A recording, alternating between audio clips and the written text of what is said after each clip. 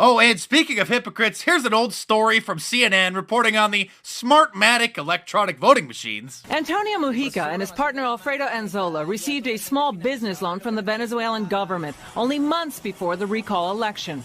These corporate registration documents from Venezuela show the Venezuelan government owned 28% of the stock of another company they started, Bizta, which adapted voting software for the Smartmatic machines in the 2004 elections. The same document shows a Chavez government minister, Omar Montillo, was on the board of directors. The Chavez government gave Bizta, Smartmatic, and another company a $91 million contract to run voting machines for the 2004 election.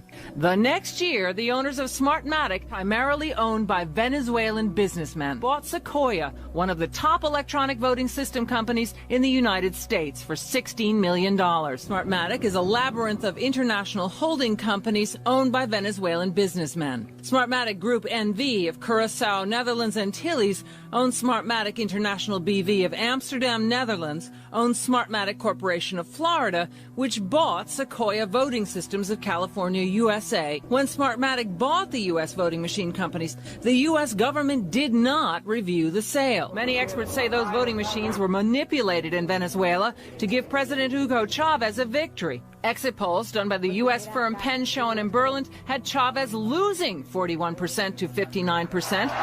But the next day, Chavez declared victory, reversing the score, saying he won 59% of the vote. Everything was computed in the favor of the government.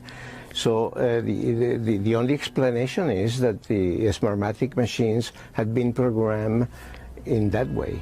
A Harvard mathematician crunched the numbers on the Venezuelan election. It had to be the Smartmatic system. All these machines talk to a central computer and report on their results. And in that mechanism, as they communicate with the central machine can report anything. Smartmatic is technically based in Boca Raton, Florida, but the president of the company, Jack Blaine, testified to the Chicago City Council. Fewer than a dozen Smartmatic employees work in Florida. The majority of the workers are based in Venezuela. Well, that sure is interesting, CNN. I'm going to have to look more into that. Thanks for the heads up.